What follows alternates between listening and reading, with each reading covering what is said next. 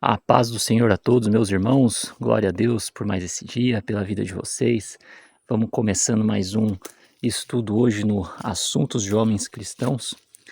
E o tema do vídeo de hoje vai ser preparação. Você está preparado? É um tema muito abrangente, mas nós vamos falar sobre esse assunto com base bíblica. Estar preparado hoje é uma missão muito importante para todos os homens. Os homens, eles são o cabeça do lar. O homem, ele é dito como o sacerdote da sua casa, da sua família. A responsabilidade dele é muito alta. Ele precisa estar sempre preparado para liderar sua família, liderar sua esposa, liderar sua casa, seus filhos. E ele precisa fazer isso com muito empenho e dedicação, porque uma falha, um erro pode comprometer toda a sua estrutura familiar. E o texto base para essa passagem de hoje, para esse estudo, vai ser em Lucas capítulo 12, versículo, deixa eu pegar aqui, versículos 35 ao 48. Cingido está o vosso corpo, e acesas as vossas candeias. Sede vós semelhantes a homens que esperam pelo seu Senhor, ao voltar ele das festas de casamento, para que quando vier lhe bater à porta, logo lhe abram. Bem-aventurados aqueles servos, a quem o Senhor, quando vier, os encontre vigilantes. Em verdade vos afirmo que ele há de cingir-se, dar-lhes lugar à mesa, e aproximando-se, os servirá. Quer ele venha na segunda vigília, quer na terceira, bem-aventurados serão eles, se assim os achar. Sabei, porém, isto: se o pai de família soubesse a que hora havia de vir o ladrão, não deixaria arrombar a sua casa. Ficai também vós percebidos, porque a hora em que não cuidais, o Filho do Homem virá. Eu vou parar por aí. É uma passagem um pouco extensa, não quero me aprofundar muito, e deixo como um dever para todos ler essa passagem, porque é uma passagem muito interessante quando se fala sobre estar preparado. Outra passagem importante para a base nesse nosso estudo é a parábola das 10 virgens, que conta a respeito de 10 virgens, estando elas à espera do noivo. 5 se prepararam com azeite e as suas lamparinas, e as outras 5 não se prepararam. E o que aconteceu? Chegando o noivo, precisaram sair para comprar o azeite. Porém, quando elas chegaram, o noivo já tinha fechado a porta e não as aceitaram. O que a gente precisa entender? É fato que na nossa vida nós vamos passar por problemas em diversas áreas, seja ela no casamento, seja ela na vida profissional, seja ela familiar, seja aonde for, principalmente na nossa vida ministerial. Porém, a palavra nos mostra o quanto é importante estarmos preparados. No livro de Timóteo, 2 Timóteo capítulo 4, fala: em tempo e fora de tempo. Ou seja, existe aí uma condição positiva e uma condição negativa. Estando você com estrutura para ter esse preparo ou não, você tem que estar pronto para qualquer coisa. Essa passagem, ela nos mostra a importância de estarmos prontos para a volta de Jesus. Por quê? É óbvio, se ele chegar e não encontrar a igreja dele como ele espera, muita gente vai ficar. E a gente, sendo a igreja de Cristo, temos responsabilidade sobre isso, né? Existe aí coisas a serem vencidas. O pecado, por exemplo. Nós devemos negar o pecado na nossa vida, nós devemos rejeitar a dominação dele sobre nós, e nós devemos fugir do pecado também, seja ele qual for. Não existe essa do pecado menor, pecado maior. E a Bíblia nos ensina que o fato da gente estar se preparando para o Senhor é uma forma de mostrar, temor a Deus. É princípio de temor, estar preparado. O estar preparado é algo muito difícil no começo, porque você precisa se empenhar, você precisa se dedicar, você precisa ser humilde para aprender com pessoas que talvez você não queira aprender. Você vai precisar passar por experiências que muitas vezes você não desejara passar, mas tenha certeza que o Senhor está com você. Seja humilde, reconheça Ele nos teus caminhos, sempre se posicione, ore para Deus: Senhor, não consigo, não sei o que eu tenho que fazer. E sabe, eh, Ele sempre põe indícios de que você precisa começar a se preparar para uma certa ocasião. Eu vou dar um exemplo bem prático para vocês. Certa ocasião eu precisei fazer um trabalho e eu não sabia como fazer esse trabalho. Porém, eu fui avisado com bastante antecedência. Eu consegui me especializar no assunto, consegui estudar o assunto, eu consegui me preparar. Não foi fácil.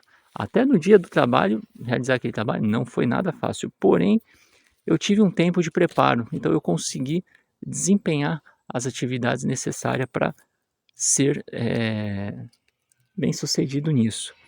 A gente consegue também ter um exemplo prático de um triatleta, por exemplo, aqueles atletas de triatlon. Gente, o cara tem que ser Iron Man, porque nado, bicicleta e corrida. Ele tem que nadar 3,8 quilômetros, andar 180 quilômetros de bicicleta e depois andar mais 48, quase 50 quilômetros de corrida a pé. Imagina o preparo que ele tem que ter para desempenhar uma prova dessa. E o tempo máximo é 17 horas. Se eu não me engano, tem um recordista mundial aí que está fazendo em menos de 8 horas. Imagina você o preparo. É anos de preparo. É alimentação regrada, é um sono bem regrado. Ele não pode fazer qualquer coisa, ele não pode se enfiar em qualquer lugar, ele não pode ir em qualquer. Ele tem que viver uma vida regrada, disciplina, na prática com ele. Tenho certeza que um cara desse não consegue ficar numa vida noturna de bebedices, de balada e tudo mais. Ele abdica disso tudo porque ele sabe que o resultado dele lá na frente é muito superior a tudo isso que ele está abrindo de mão. E o resultado disso é você vencer a barreira do preparo e partir para a vitória, que é você sendo uma pessoa mais experiente, você se torna uma pessoa mais motivadora, você consegue liderar os assuntos com mais facilidade e, sem dúvida nenhuma, você recebe aquele selo de aprovação do Senhor. Não somos perfeitos, antes ao contrário, mas Jesus está conosco, o Senhor está conosco, está sempre nos dando direcionamento. Se você pecar, você consegue se arrepender, o Senhor te mostra seu pecado, você se arrepende, se reconcilia com Deus. Então você acaba recebendo um selo de aprovação do Senhor. Olha, você venceu aquela barreira, você estava se preparando, você se preparou, olha como está agora. As coisas continuam difíceis, as coisas continuam demandando muito esforço, porém você consegue ter mais resultado. E isso é aplicável notoriamente na nossa vida profissional, no nosso relacionamento com a esposa, com filhos, no lar. Existe um preparo muito grande da parte do homem liderar sua casa. Qual que é? Ele tem que ter um bom emprego para não deixar faltar nada. Ele tem que ter um bom caráter para poder educar os filhos. Ele tem que ser uma pessoa, como que eu posso dizer? Esses pessoas religiosas de fachada, né, que fala muito, cobra muito da família, mas no final das contas, as atitudes dele não mostram aquilo. Então a gente entende que uma pessoa preparada, ela tem que ter um caráter de Cristo, porque isso vai transbordar na sua casa. E você, sendo sacerdote responsável por instruir a sua esposa, os seus filhos na palavra do Senhor, precisa mostrar para eles um bom exemplo, eles precisam te admirar como servo de Deus.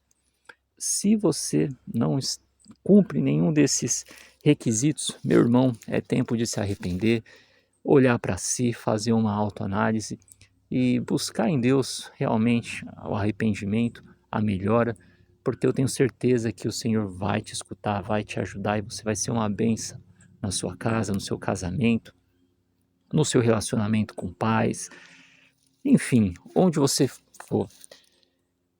O preparo, ele vai para a nossa vida como um todo. E a gente sempre vai precisar estar preparado para alguma coisa. O Senhor sempre vai mudar a estação da nossa vida para nos mostrar que nós não somos suficientes, nós não somos autossuficientes, nós precisamos do Senhor e que nós sempre estamos passando por alguma coisa. Nós precisamos estar preparados para iniciar algo, precisamos estar preparados para finalizar algo, precisamos estar preparados para continuar algo. E isso a gente só faz estando apoiado em Jesus. Amém, meus irmãos? Glória a Deus. Eu espero que vocês recebam essa palavra, que Deus fale fortemente no coração de vocês e que vocês consigam fazer uma autoanálise da vida de cada um para que consiga gerar as mudanças que o Senhor espera que gere na vida de vocês. Não se esqueçam, somos mordomos do Senhor aqui nessa terra, aqui no mundo. Estamos cuidando do que é dele. Um bom servo sabe o que o seu Senhor espera dele.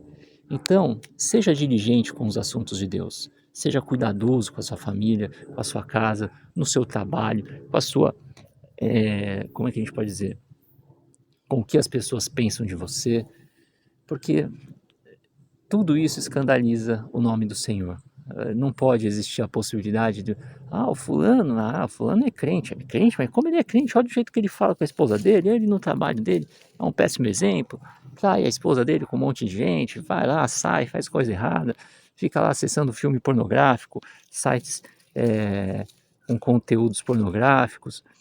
Então, isso não pode acontecer. A gente precisa rejeitar esse tipo de situação na nossa vida. As pessoas nunca podem, o seu inimigo nunca pode ter razão de falar algo de você. Amém? A não ser que você dê motivo. Aí se prepara que o acusador está sempre preparado para fazer o papel dele. Irmãos, tem uma passagem de Paulo que ele fala sobre o espinho da carne, na qual ele fala que orou 3 vezes ao Senhor, mas o Senhor disse para ele, olha, a minha graça te basta. E na sequência ele fala que a fraqueza dele se manifesta, que a glória do Senhor se manifesta na fraqueza dele. Isso para a gente é uma lição, porque o estar preparado também requer isso. É entender que somos fracos, somos carentes, sedentos do Senhor.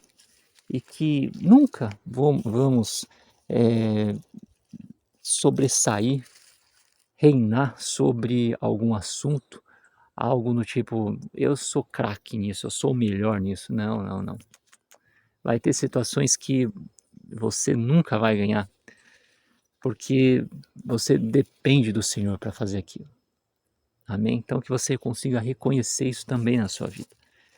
Muitas vezes esse espinho na carne é um ótimo professor para a gente aprender a não ser altivo, ser orgulhoso, ser uma pessoa arrogante, prepotente. E isso é sobre permissão do Senhor. É sobre permissão do Senhor. Paulo fala que veio tinha um mensageiro do Satanás esbofeteando ele. Imagina o que seria aquilo. E ele ainda fala que é justamente para que ele não se sobressaia, não seja altivo, grandioso. As pessoas pensam que ele é um segundo Jesus. Enfim, por ele fazer grandes coisas, ser uma pessoa inteligente, fazer grandes milagres, ser usado por Deus. Então que nós possamos reconhecer isso também nas nossas vidas. É isso, irmãos. Fiquem com Deus.